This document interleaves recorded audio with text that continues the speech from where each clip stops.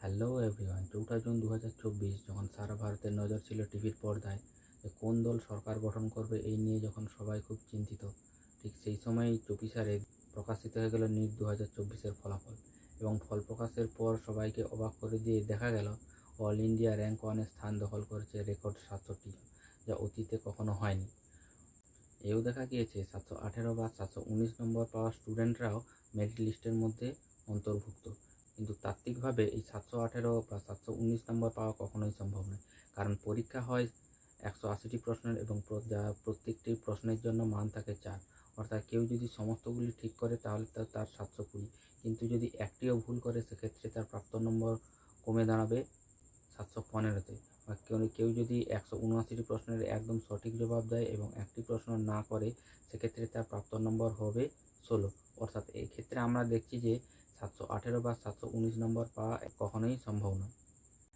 এক্ষেত্রে national testing agency বা NTA, যারা এই সমস্ত পরীক্ষাগুলি সংগঠিত করে, তাদের মত হচ্ছে টাইম লসের কারণে যে সমস্ত ছাত্রছাত্রীরা ক্ষতিগ্রস্ত হয়েছে তাদেরকে ক্ষতিপূরণ দেওয়ার জন্য গ্রেস মার্কস দেওয়ায় তারা 718 বা 719-এর মতো নাম্বার পেয়েছে।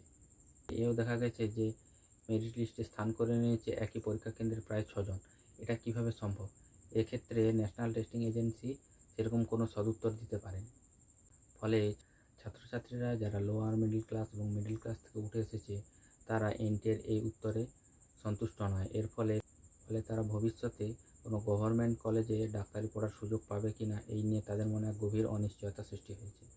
ফলে প্রশ্ন ফাঁসের মতো গুরুতর অভিযোগ এই পরীক্ষাকে কেন্দ্র করে উঠে আসে, কিন্তু এনটিএ বিবৃতি দিয়ে জানিয়ে দেয় যে প্রশ্ন ফাঁসের কোনো অভিযোগ নেই তাদের কাছে। কিন্তু 5ই মে 2024 বিহারের পুলিশ 13 জনকে গ্রেপ্তার করে এই নিট 2024-এর প্রশ্ন ফাঁসের ভিত্তিতে। কিন্তু হঠাৎ করে সেই কেসের বিশেষ কোনো আপডেট পাওয়া যায় না।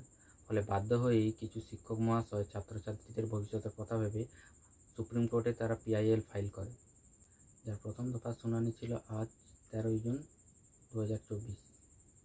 সুপ্রিম কোর্টে এনটিএ আবেদন জানায় যে 1563 জন ছাত্রছাত্রী হাইকোর্টের মাধ্যমে আপিল করেছিল গ্রেস মার্ক পাওয়ার ক্ষেত্রে। এনটিএ তাদের জন্য এক্সামের ব্যবস্থা করবে 23 জুন। ছাত্রছাত্রীরা হয় এক্সামিনেশনে অ্যাপিয়ার হবে অথবা তারা তাদের গ্রেস নম্বর বাদ দিয়ে প্রকৃতপক্ষে যে নাম্বার পেয়েছে সেই নাম্বারের সাথে তারা কাউন্সেলিংয়ে যাবে।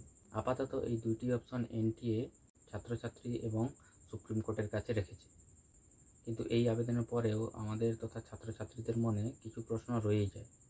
যেমন, যে সমস্ত ছাত্রছাত্রীরা যারা টাইম লসের কারণে কোনো গ্রেস মার্কের জন্য আবেদন করেনি, তাহলে তারা কি আর এক্সামিনেশনের কোনো সুযোগ পাবে না?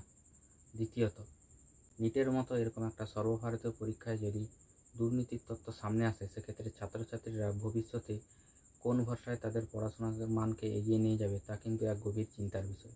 অবশেষে বলবো, ছাত্রছাত্রীদের ভবিষ্যৎ জড়িত এমন বিষয় নিয়ে অহেতুক রাজনৈতিক জলঘোলা না করে সুপ্রিম কোর্টের কাছে আমার সবিনয় নিবেদন, ছাত্রছাত্রীদের ভবিষ্যৎ যাতে সুরক্ষিত থাকে তার জন্য একটি উপযুক্ত এবং স্থায়ী ব্যবস্থা গ্রহণ করতে। আজ এ পর্যন্তই। ধন্যবাদ।